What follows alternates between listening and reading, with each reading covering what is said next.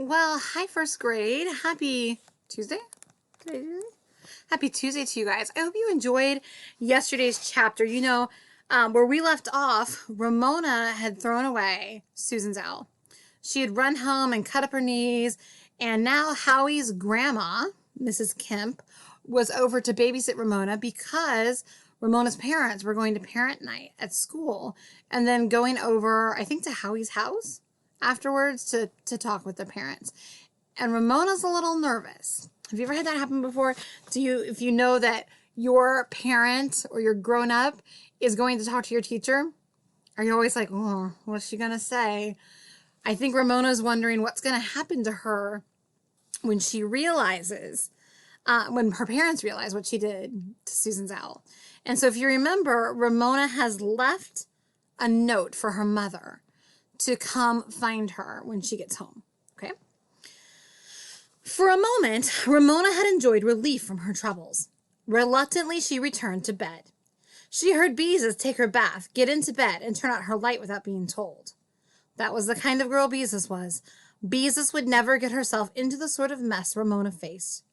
Ramona's conscience hurt, and a hurting conscience was the worst feeling in the world. Ramona thought of the ghost and the boneless gorilla that she and Beezus had scared themselves with the night of the hole in the house.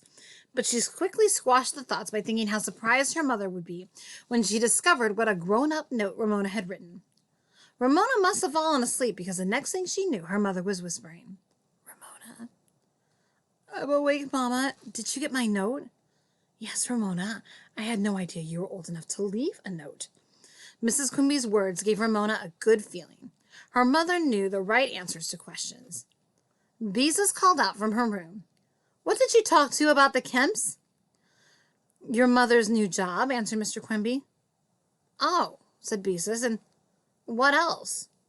"The high cost of living, football, things like that," said Mr. Quimby.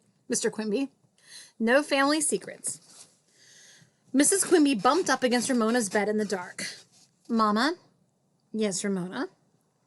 "What did Mrs. Griggs say about me?" Mrs. Quimby's answer was honest and direct. "She said you refused to make an owl like the rest of the class, and that for no reason you crumpled up the owl Susan worked so hard to make." Beezus was standing in the hall. "Oh, owls," she said, remembering. "Next you make Thanksgiving things." Tears filled Ramona's eyes. Mrs. Griggs was so unfair. Turkeys came next, and trouble would start all over again. "I was sorry to hear it, Ramona," said Mrs. Quimby. "What on earth got into you?" Ramona's stiff lips quivered. "She's wrong, Mama," she managed to get out. "She's wrong." Ramona struggled for control. Now Mr. Quimby and Beezus were listening in shadows in the doorway. "Mama, I did make an owl, a good owl." Ramona drew a long, shuddering breath and described what had happened. How Mrs. Griggs had praised Susan's owl and said she hadn't wasted paste, and how she had thrown away her own owl because she did not want people to think she had copied from Susan. "And so I scrunched her owl," she concluded, relieved to have told the whole story.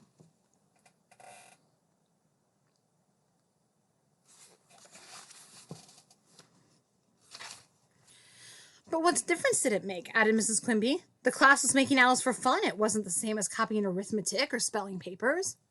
"Well, but it does make a difference," Beezus spoke with the wisdom of a higher grade. "It makes a lot of difference." Ramona was grateful for this support. "I wanted my owl to be my very own." "Of course you did," said Mr. Quimby, who had once drawn cartoons for his high school paper. "Every artist wants his work to be his very own. But that does not excuse you from trying to destroy Susan's owl." Ramona let out a long, shuddering sigh. "I just got mad. Old copycat Susan thought she was too big." Mrs. Quimby smoothed Ramona's blankets. "Susan is the one I feel sorry for. You are the lucky one. You can think up your own ideas because you have imagination." Ramona was silent while she thought this over. "But that doesn't help now," she said at last. "Someday it will." Mrs. Quimby rose from the bed. "And Ramona, Mrs. Griggs expects you to apologize to Susan for destroying her owl." "Mama," cried Ramona, "do I have to?" "Yes, Ramona, you do." Mrs. Quimby leaned over and kissed Ramona good night. But Mama, it isn't fair. Susan's a copycat and a tattletale. Mrs. Quimby sighed again. Maybe so, but that does not give you the right to destroy her property. I like this, Mrs. Quimby. Mr. Quimby kissed Ramona goodnight. Shut up, old girl, he said. It'll all come out in the wash. As her family left her room, Ramona heard Beezus say, Mrs. Griggs always was big on apologies. Ramona lay in bed with her thoughts as she jumbled a bag of jacks. Susan's property was just an old paper bag, and who cared about an old paper bag? Susan cared. That's who cared. Ramona could not escape the truth. Why was everything so mixed up? When school had started, Ramona was friends with Susan, and now look what had happened. Ramona had spoiled everything. Ramona always spoiled everything. Ramona, finding gloomy comfort in thinking how bad she was, fell asleep.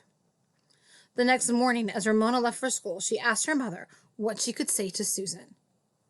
Just say, I'm sorry I spoiled your owl, said Mrs. Quimby. And Ramona, try to stay out of mix-ups after this. The wind had changed in the night. Some rain had fallen, and the air was clean and cool. Ramona's feet felt heavy as she walked through soggy leaves. How could she stay out of mix-ups when she never knew what would suddenly turn into a mix-up? She plodded on as if she were wading through glue. And when she reached the schoolyard, she stood quietly watching Miss Binny's carefree kindergartners chase one another. How young and light-hearted she had been a year ago! Miss Binny waved, and Ramona waved back without smiling. When the bell rang, Ramona walked in dread to room 1, where she took her seat without looking at Susan. Perhaps Mrs. Griggs was so busy with her plans for seat work that she would forget about the owl. Ramona should have known better. Guys, teachers never forget that stuff. We never forget.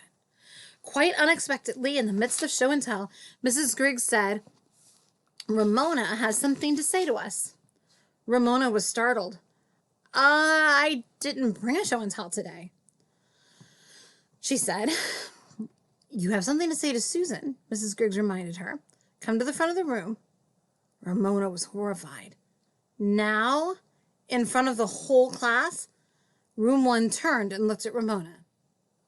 We're waiting, said Mrs. Griggs. Ramona felt as if she were walking in someone else's feet. They carried her to the front of the room, even though she did not want them to. There she stood thinking, I won't, while trapped by 25 pairs of eyes. 26, counting Mrs. Griggs. Her cheeks were hot. Her eyes were too dry for tears, and her mouth too dry for words. The silence was terrible. The click of the electric clock finishing off a minute. Ramona looked desperately at Mrs. Griggs, who smiled an encouraging but unyielding smile. There was no way out. Ramona looked at the toes of her sandals, noticed that the new had worn off, and after swallowing, managed to speak in a small, unhappy voice. I'm sorry, I scrunched Susan's owl. Thank you, Ramona, said Mrs. Griggs gently. Ramona returned to her seat. The look on Susan's face was too much to bear. Old goody-goody Susan. Ramona glared and added to her apology in a furious whisper. Even if you are a copycat who stinks. Mrs. Griggs did not notice because she was saying, class, open your arithmetic workbooks to page 10. Who can tell me how many mittens are in the picture at the top of the page? The room hummed with whispers as mittens were counted. Susan's cheeks were red beneath her boing-boing curls. She was not counting mittens. Ramona was fiercely glad she had upset Susan so much she wasn't able to count mittens. 7 mittens, several people spoke out at the same time. 7 is correct, said Mrs. Griggs, but let's remember to raise our hands. Now pretend 3 mittens are lost. How many are left? Ramona was not counting mittens either. She looked at Mrs. Griggs standing there in her pale green sweater with a wisp of hair hanging in front of each ear.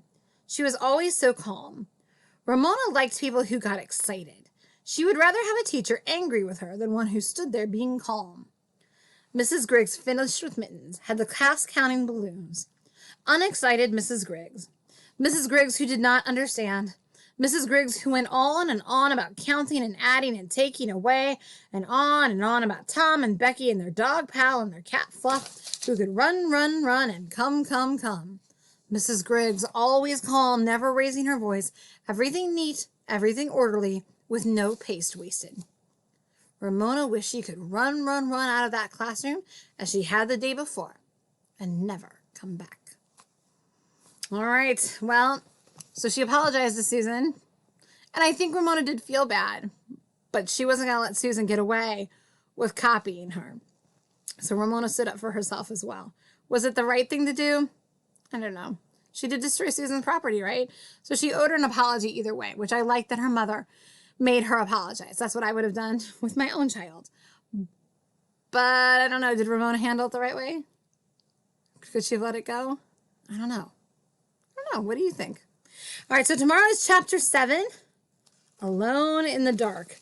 I'm wondering if Ramona, by listening to the title for that chapter, if Ramona is not loving having her own room so much. All right, guys, I will see you tomorrow. Have a great day.